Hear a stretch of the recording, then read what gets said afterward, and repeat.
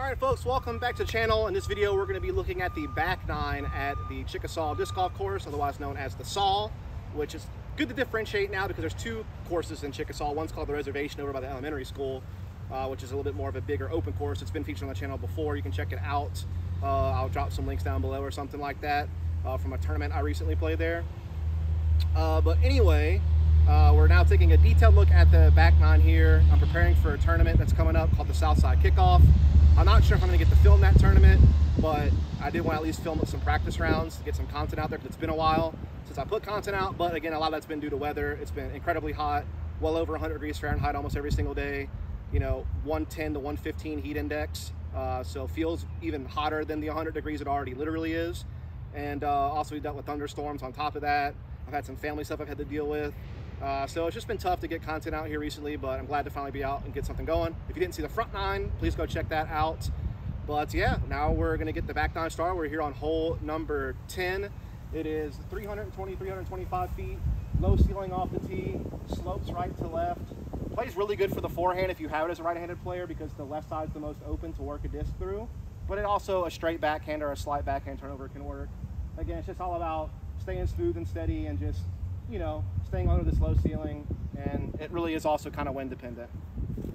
So I'll try a little bit of both. I'm gonna try a forehand maybe a couple of times, and I'll also try a couple of backhands. When my forehand was feeling good, I used to be able to, you know, get this pretty regularly with the forehand, but my forehand has been kind of rough lately, but trying to work on it.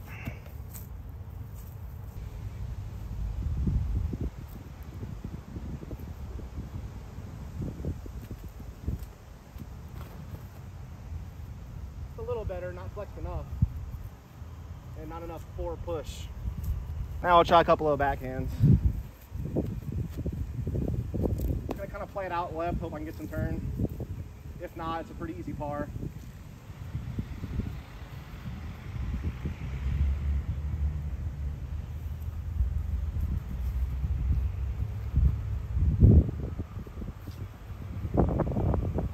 That's pretty good, maybe a little short, but not bad.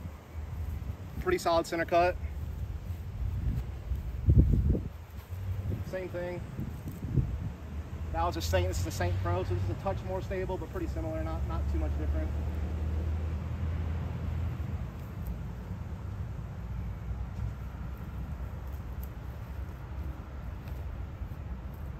Overturned it. Kind of my classic error right now. If you saw the front nine video, I was talking about how I've been having an issue leaning too far backwards when I reach back. So I've been trying to kind of get more upright. That's also caused me to like come over the top of the disc a little bit. So I'm kind of turning the disc over more than I want to right now. I'm still trying to get that timing right. You know, the plant foot before the peak of the reach back, and you know, years of muscle memory of doing it wrong. It's hard to get it right. I can get it right now. I'm just doing like little shadow swings. But as soon as you put a disc in my hand, I start throwing, it goes all haywire again.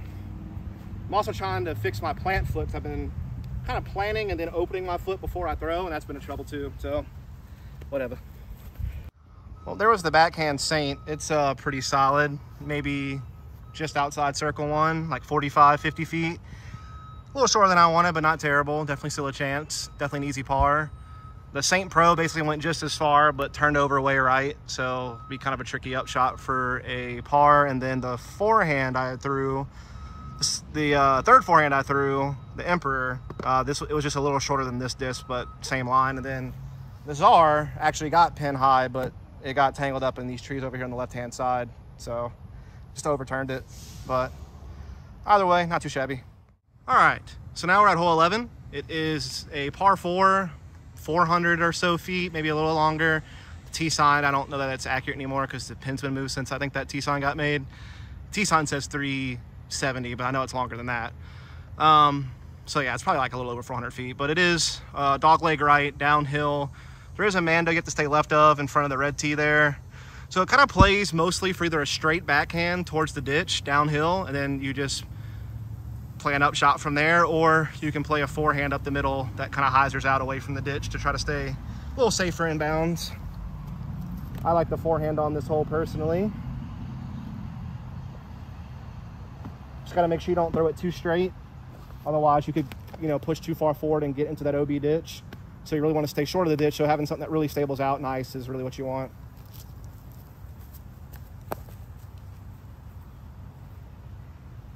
Distance not really a factor on this tee shot. I mean, obviously, the further forward and right you can get, the easier the approach becomes. But this shot really is more about placement.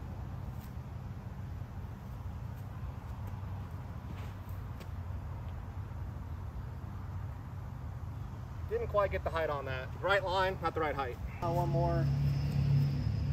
A little less stable.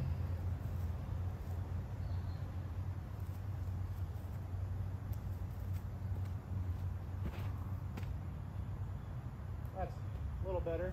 A little better than the first one. So there's where my disc landed off the tee, actually just fine. Unfortunately, I already threw an approach shot that was pretty good, but my camera died for some reason in the middle of the shot. So we're gonna try it again. It's just kind of just around the corner past the sewer cap.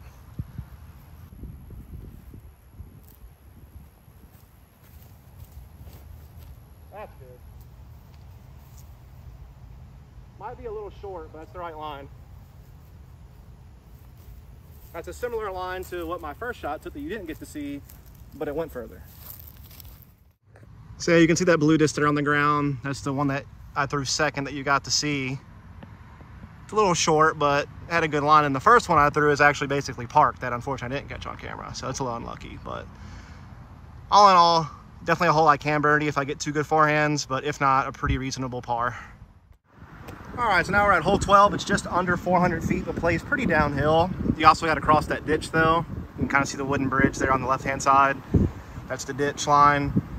The basket is kind of near the brighter color bridge to the right of the center of your screen. It might be a little hard to see because of the sunlight. I'll try to zoom in, see if we can, there she is. This is definitely one of those holes I can reach in the right wind as long as I get my angle control right and I get a good throw. I can sometimes get the circle one, but sometimes I'll also just fade out left or overturn it and wind up just having like a par pitch up. So it kind of depends on the wind and just how I throw that day.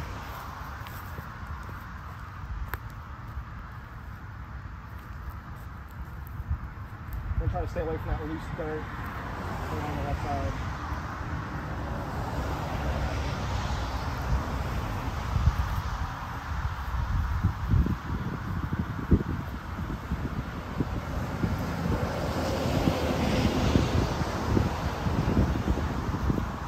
Didn't get enough on that one, so that's well short, but it did make it across the ditch, and it is an easy par. We'll try one more. This tailwind's kind of stabling my stuff out, so I just gotta turn it more than I'm used to. Usually you have headwind on this hole. It feels odd having a tailwind. I don't think I've ever thrown this hole with a tailwind before.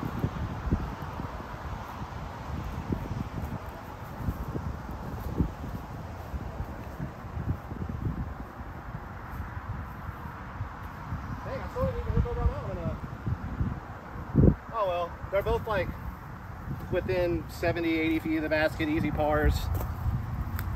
I just didn't trust the tailwind enough. I should have cranked over on it more.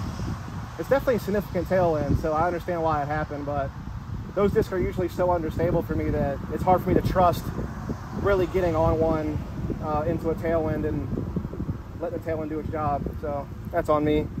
We can try one more. Just gotta trust this one.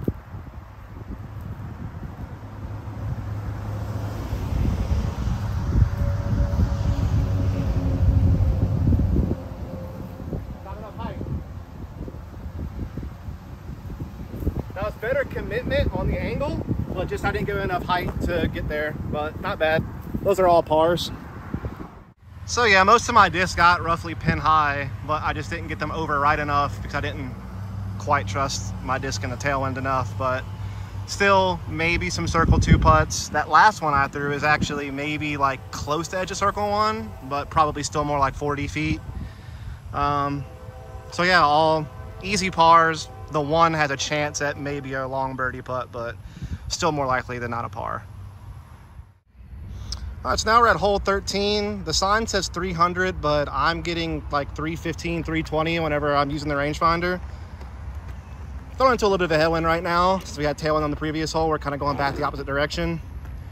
Usually I play forehand on this hole, wide left, and the only thing you really have to worry about is it hyzering out into the road, right? You can throw a straight backhand at it.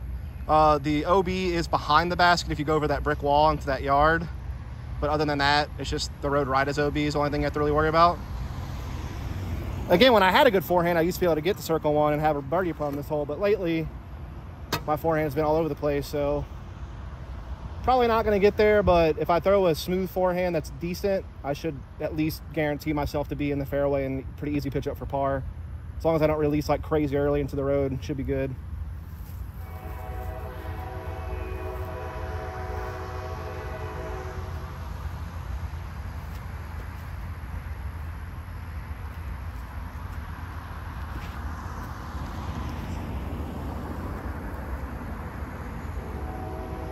Yeah, it's probably circle 2. You can throw straight backhand here, but it's just a harder shot.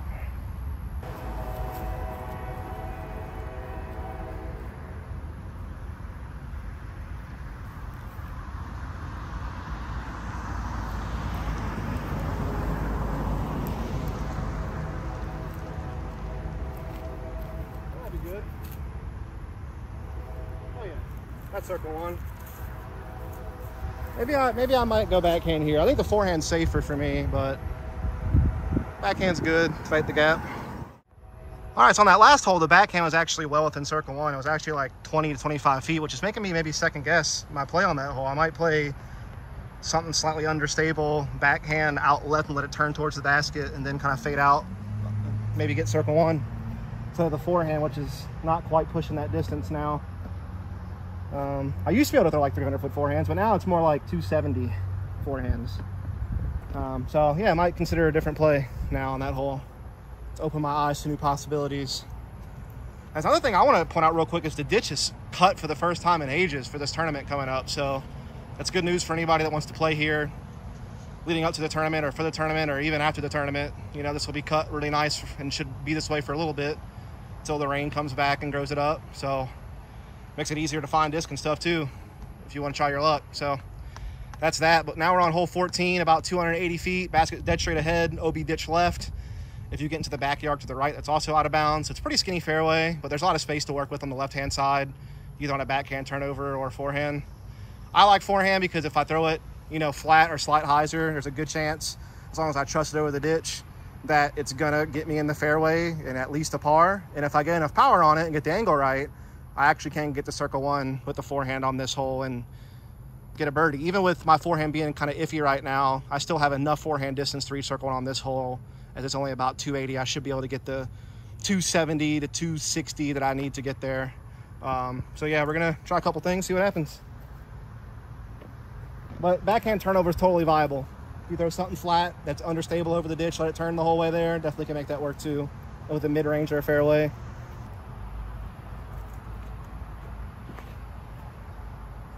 Not too much turn. I'll stay in bounds, I think, but on the edge of the...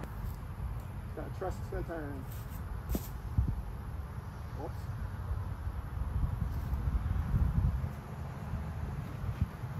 Oh, I didn't trust it enough. Still a fairway hit, still a par though. No big deal. All right, now we're at hole 15. It's like 325, 330 feet, but it plays very uphill. As you can see, the basket perched up there in the center. A couple trees definitely block your way on the left-hand side, so definitely want to hit that center gap and just try to stay as center cut as you can. Left's a little bit easier of a miss to approach the basket still if you turn it too far right towards the pickleball courts, I guess they are now. Used to be tennis courts. Obviously, pickleball's huge now, whatever. Then it can be a little bit of trouble. Got a touch of headwind today, but you're also throwing uphill, which makes it just a little bit more stable. So kind of hit or miss on what this is going to do when you're throwing uphill, but you're throwing into a headwind.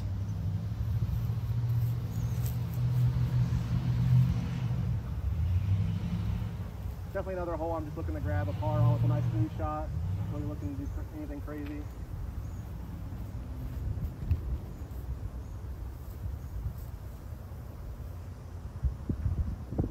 Yep, that'll do. Should be like a pretty reasonable approach shot from there.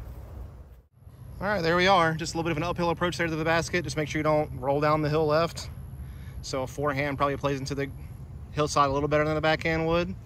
As long as you land something flat and not on angle, Should be good to go, really. Throw a couple of forehands here.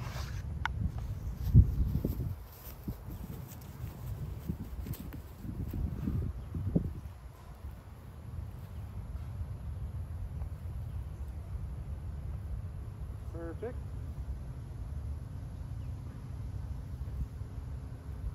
Also perfect.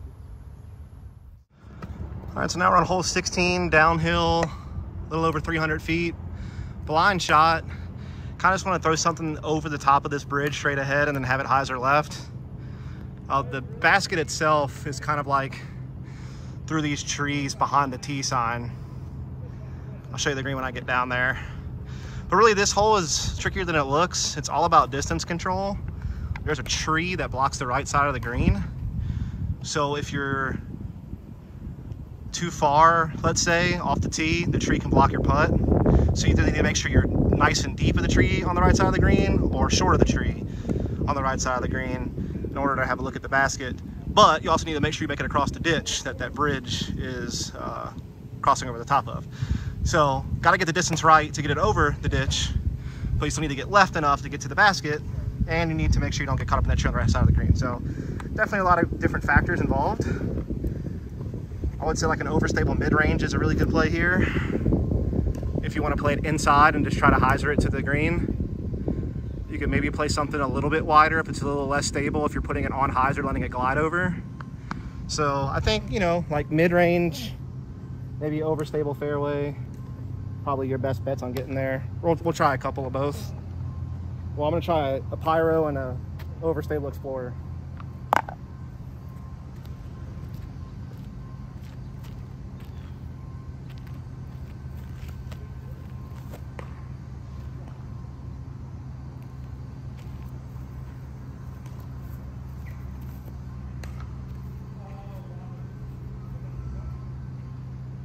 I think that's short of that tree I was talking about, so I might have a putt, but I didn't get left enough, so it's gonna be a long putt.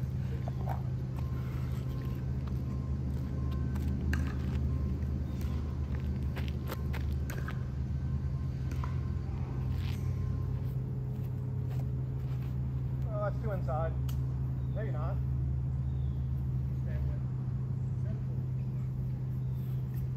A little short and too inside, but not terrible. All right, so the Pyro landed short of that tree I was talking about. This is the tree that you can get stuck behind if you throw a little too far forward or a little too deep. You can have that tree blocking your putt. So that's why being short of that tree with something a little slower is probably better as far as having a look at the basket. It's just, I need to throw that Pyro a little more inside if I want to get left enough to get, you know, circle one. Right now I'm like edge of circle two probably.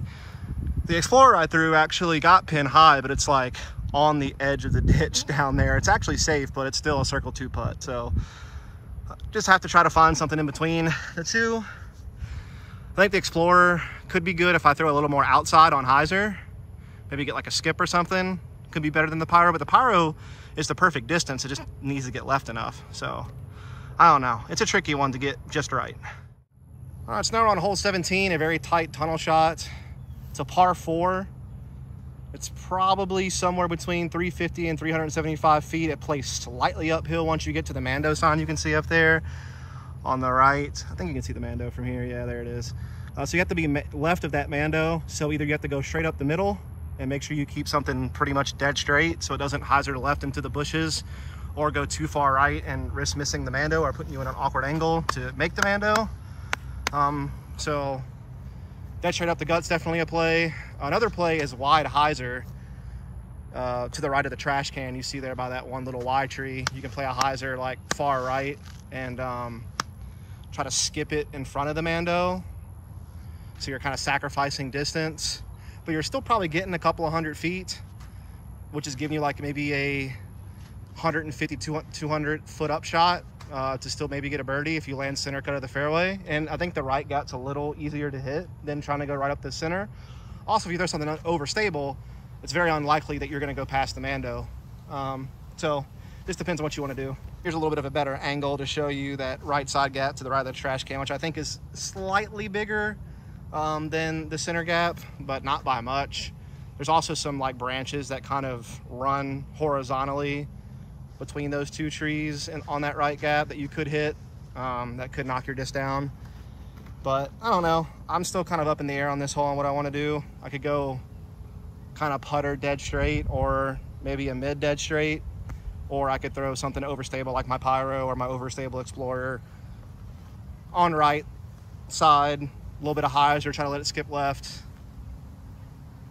Just try to give myself at least, you know, a look on the right side of the Mando, or, you know, not missing the Mando, I mean.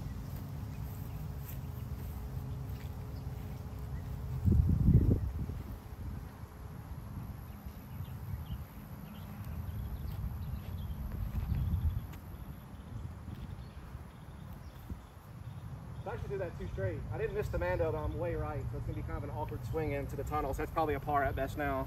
Maybe that's not the play after all. Maybe up the gut is the play. Up the gut's so difficult though. It's gotta be perfect.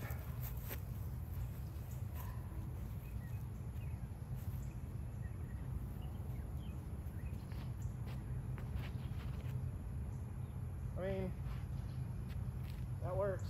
Dead center. Can't complain. Try the mid, the Pathfinder.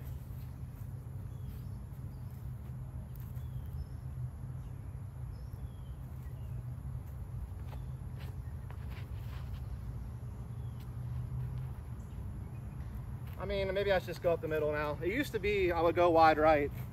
Before the Mando was there, I used to go really wide right and straight and try to just play around that way towards like 18's tee pad. But that was kind of a safety issue where doing a tournament situation, you could be throwing a blind shot into somebody that's on a whole 18's tee. And so I definitely understand the reason for the Mando, but it makes it a trickier hole. But I mean, if you can hit the gap off the tee and get like 200 feet-ish, pretty reasonable approach to at least get par and probably have a look at birdie. So there's where my like wide right shots landed, but they didn't miss the Mando, but it's like pretty tricky forehand to get around the Mando just to get back onto the fairway. So I'm wasting a shot just getting back into the fairway and making the Mando, which means par at best. So maybe that's not the play. I feel like I used to get more ground action in the past, actually skip more center cut. Or maybe I used to throw it through another gap that I'm just misremembering. Either way, these are not as good as I thought they were. They're safe. Again, you can pitch up, maybe get a good forehand into the fairway and get yourself an up and down for par from here, but it's better than missing left, I'll tell you that. If you miss left, you get stuck in, you know, that bush over there or that corner right there, and then you're wasting a shot getting back to the fairway doing that as well. So tough to say. All right, so there's where my Pathfinder landed. My putter just landed maybe 20 feet before that, and you can see the basket pretty much dead straight ahead now. Right there in the center of the screen. I'll probably have less than 200 in to the green from here. Maybe like 150, 175. Pretty easy, like straight backhand. Maybe flip up forehand, have a chance at birdie. If not, definitely a par. So yeah, definitely a couple different options on this hole, but I think laying up just short of the Mando and not trying to get too much distance off the tee will give you your best chance of being accurate and being as center of the fairway as you can be, and then just give you that 200 feet or less to the pin to still get birdie, or at the very least, you know, play pretty conservatively and make sure you get your par. All right, and so now we're on the final hole, 18. It's about 350 feet, dead straight ahead. Plays downhill at first, but then kind of plays back uphill once you get towards the green, but definitely shortens the distance a little bit due to that first part of it being downhill. Again, this is one of those holes where you can try to play like a faster fairway driver or a distance driver and try to get the birdie. I definitely have the power to get there with it being downhill like this, but it's also one of those things where I could just play like a smooth fairway driver, or maybe even a mid, you know, understand I'm gonna be short, but make sure I actually hit this gap and make sure I get my par. So it'll be kind of dependent upon where I'm at maybe in a tournament on what I would do, but really you just want to make sure that you don't yank it right to the right of that red tee stake up ahead into those trees, or have it catch one of these trees or branches on the left hand side. It's a pretty thin little tunnel when you consider how much these branches stretch out into the center of the fairway from the trees on the right and left hand side, especially the higher up you go on those trees. But again, one of those ones I don't mind just parring by playing it smart and safe, but would be nice to get the birdie on if I get a good throw. usually my issue on this hole is yanking it right into that tree, just trying to throw too hard. So, I mean, this is one of those holes where, like, to be able to get there, I kind of need almost my max distance. Kind of makes me want to throw it hard, but and then obviously throws off the accuracy. So.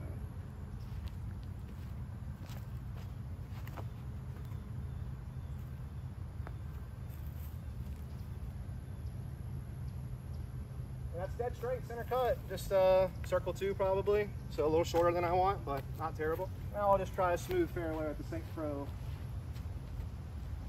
Nice and smooth, nothing crazy. Nice and slow. Perfect. Short but dead center cut. Easy par. Love it. And I don't want to bother those people up there playing pickleball, so I'll finish the recording here. All those are probably circle 2 or worse, so they're probably all pars, maybe long circle 2 putts. But that is the rundown of the back 9 of the saw. If you like this content, please go ahead, like, subscribe, comment, help the channel grow. Again, we blasted past the 1,000 subscriber milestone, which is awesome. So now we're just looking to keep it going. Sorry, I kind of look like a wreck right now, but it is over 100 degrees Fahrenheit out here, as we talked about earlier, so I'm sweating, it's real hot, especially since I'm throwing multiple shots and trying to film and whatnot. Hope you watched the front 9. If you didn't, go check that out. It'll be linked down below. There's also some other content from the reservation course, since I'm not going to be able to really film a practice round there probably. Maybe I do, but if I don't, links will be down below, so you can check that course out. And wish me luck on the tournament coming up. It's a Southside kickoff. Like I said, I don't know if I'll be able to film it, just because my normal camera person, my fiance, is on call, so she may not be able to attend.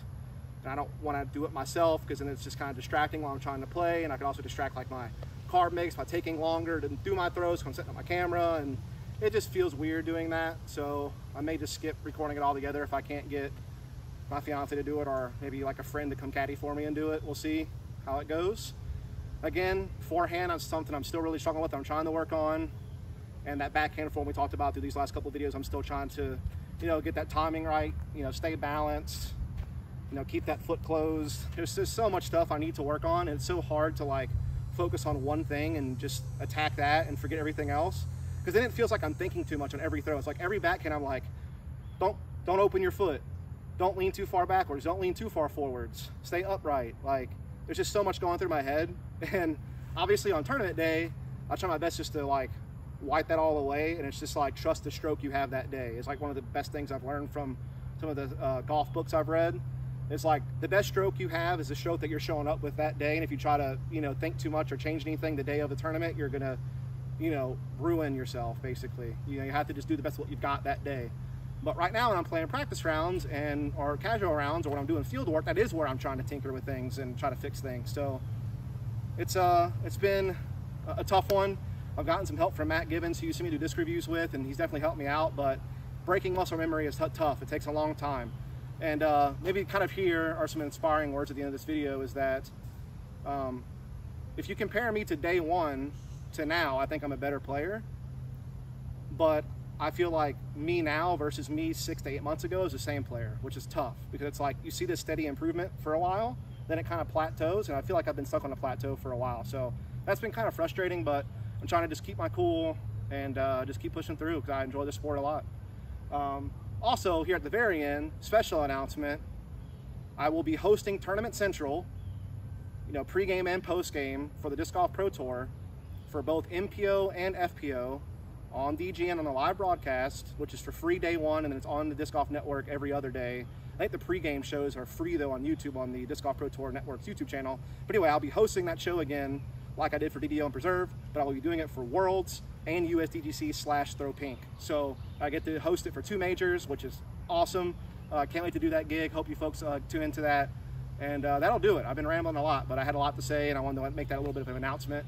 And yeah, catch you next time.